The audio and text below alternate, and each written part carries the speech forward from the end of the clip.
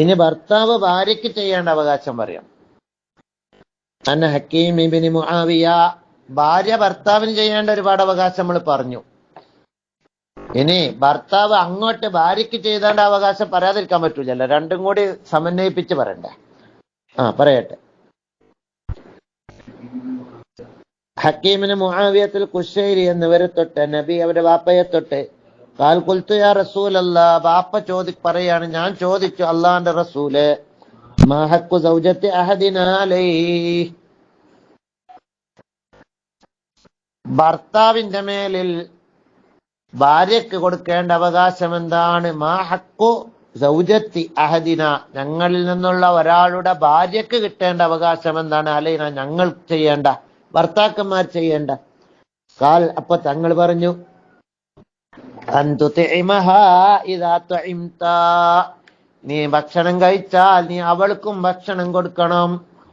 കുടുങ്ങി മോനെ, മന്തി തിന്നുമ്പോ അവിടെ കൊണ്ടു കൊടുക്കണം.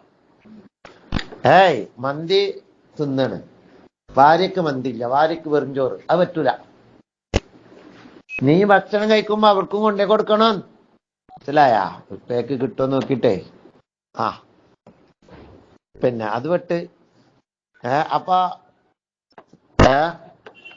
നല്ല ചായക്ക് കടി ഹോട്ടലിൽ നിന്ന് പോയി തിന്നാണ്. അപ്പൊ വൈകുന്നേരം നേരത്തെ ഒരു കടി ഭാര്യക്കും കൊണ്ടേ കൊടുക്കണം അല്ലേ? മറക്കണ്ടട്ടാ, ഇനി പിന്നെ ഓർമ്മ ഉണ്ടാവില്ല, എപ്പോഴും ഓർമ്മ ഉണ്ടാവുള്ളൂ. പിന്നെ നിങ്ങൾ ഈ മുസ്കാത്ത് നോക്കുമെന്ന് തന്നെ ആവും. അൻ തുതിഇമഹാ, നീ അവർക്ക് ഭക്ഷണം കൊടുക്കണം.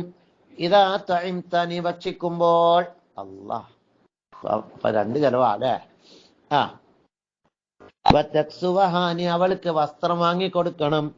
ഇദക്തസൈത, നീ വസ്ത്രം ധരിച്ചാൽ, നീ മാത്രം കുപ്പായം വാങ്ങരുത്, ഒരു മാക്സി അവൾക്കും കൊണ്ടു കൊടുക്കണം. വലാ തളരിബിൽ, രണ്ടായില്ലേ? വലാ തളരിബിൽ വജ്ഹ, നീ മുഖത്ത് അടിക്കാൻ പാടില്ല. പ്രത്യേകം പറഞ്ഞതാണ്, വേറെ എവിടെ അടിക്കാൻ പാടില്ല, വേറെ വിഷയം. മുഖം പ്രത്യേകമായിട്ട് പറഞ്ഞതേ ഉള്ളൂ. പിന്നെ ആളുകളെ പറ്റി ലൈസ ഉലൈക ഖിയാറഹും, അവർ ഉത്തമരല്ല എന്നാണ് നബി സല്ലല്ലാഹു അലൈഹി വസല്ലം തങ്ങൾ പറഞ്ഞത്.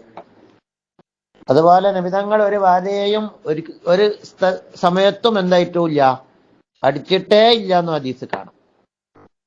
പിന്നെ വലാ തുഖബ്ബിഹ്, നീ ഭാര്യയോട് ചീത്ത പറയരുത്, ഭാര്യയോട് ചീത്ത പറയരുത്, വാക്കുകൊണ്ടുള്ള ചീത്ത. പിന്നെ വലാ തഹ്ജുർ, നീ അവളെ വെടിയരുത്, ഇല്ലാ ഫിൽ ബൈത്തി, വീട്ടിലല്ലാതെ. വെടിയേണ്ട ഘട്ടം വരുമ്പോഴാണ് പറയുന്നത്, പുറത്തുനിന്ന് ടൗണിൽ നിന്നൊക്കെ പണങ്ങിക്കാണ്ട് പോരരുത്, വെടിയരുത്, അവിടെ ഇട്ടേച്ച് പോകരുത്. അങ്ങനെ വെടിയേണ്ടി വന്നാൽ